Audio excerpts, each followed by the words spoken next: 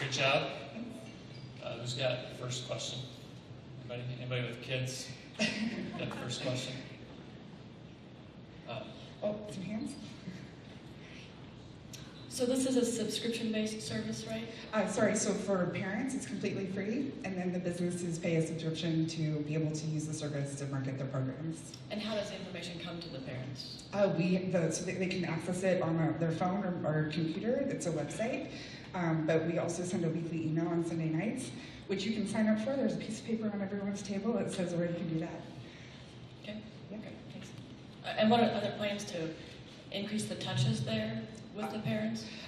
In the future, we'll have a mobile device as well, so that you can have reminders and notifications that would alert you when there are things that you've indicated you want to know about, for sure. Yep. I got a question. So I know there's a lot of calendar curation platforms out there. Have you found, I feel like the ones that are like, find every single event in your neighborhood that are going on at all time, have you found in your discovery process that it's better to focus on one niche or be broad? Well, so in my case, it was the right decision because it's the community that I care about. So I've been asking, over and over again, like, we should have this for college students, we should have this for senior citizens, and I totally agree, but that's not the thing that I'm passionate about. Like, I really care about these really enriching experiences for kids. So yes, for me, that was the right decision, but I think down the line it would make sense to have a focus platform like this for other groups as well.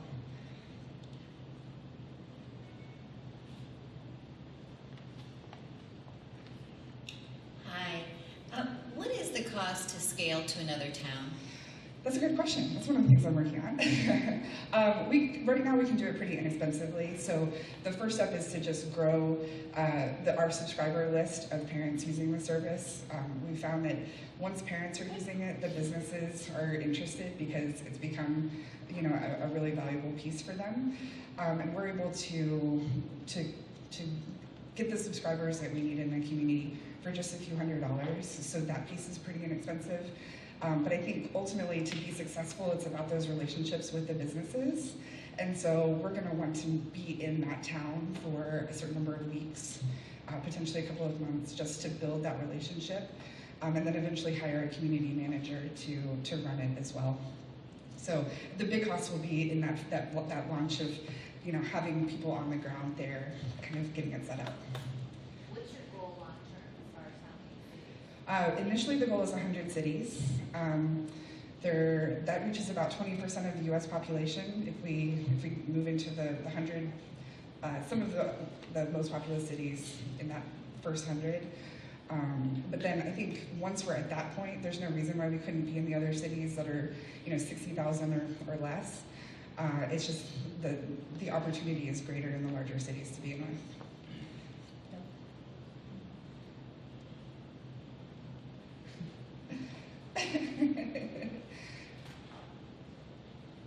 I'm Trace with How Factory, and I'm a raving fan of this.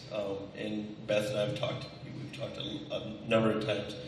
One of the things that I always worried about was how difficult it would be to find that information and to be able to curate all that information so that you can make sure that people were able to find the exact events. And it doesn't seem like it's because companies that are putting on those events are. What's your experience with how willing they are to share that if somebody else will just get the information out? What's that like? So it's actually, that part's really easy. So we're able to, in the beginning especially, we're able to go and find a lot of the events and curate and collect that information ourselves. So I've got assistants kind of working on that remotely. The ideal situation is that as the organizations see the value, that they start submitting that information. One of the big value propositions that's hard to put into a 6-minute presentation is that I don't think a lot of organizations realize the information parents want to know about an event or a program. And so when they put that information out to the newspaper or on their website, they're leaving out really important things like, is this an event that I need to physically be there with my child, or do I leave them there?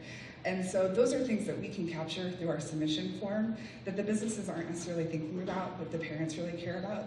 So that's why in the end, we want those businesses submitting that information, kind of going through our form. But we're also hoping to introduce the ability for parents to help us collect that information too. So if you're at a coffee shop and you see a flyer, just take a picture of it and send us the information, and that's going to help us catch the things that we're not going to be able to find online ourselves. I got one back here. I think this is awesome. I've got a 5-year-old and a 2.5-year-old. My wife stays at home with them, always looking for stuff to do. Yep. So she'll get that Cedar Rapids like calendar thing, and so there are a number of things that are actually put on by the city. Yep. How do you feel that, what are the differences, and is it easier to get a city to buy into this versus a business or profit? Have you run into that at all? We work with both. So in Lawrence, Kansas, which is where I started this, we've worked really closely with the Parks and Rec Department, and they've partnered with us on events, and we actually post their entire class catalog throughout the year. So we're talking like 80 to 100 classes per season that we can display on our site in a way that's friendlier and easier to use than on theirs. And of course we direct them back to the Parks and Rec website where they can go and register. But in terms of just being able to sort the options and really understand what's available, they like to use us better. Hi, Andrea Fleming. I have a question in terms of your separate submission form and how you make that attractive to organizations that eventually give up on doing that. Just thinking about organizations I've been a part of, and first you submit to all these different sites and then you're just like, forget it, it's not worth. Right, so I mean, I think the goal is that they are getting the feedback from parents that the reason why the parents showed up to this program or signed up for this class is because they found it on the kids calendar, and that's the motivation right there. When I started in Lawrence, there were all of these different programs would be listed on the newspaper website, and now they don't submit to the newspaper website anymore. They put those things on the kids calendar because they know that that's where the concentration of parents are.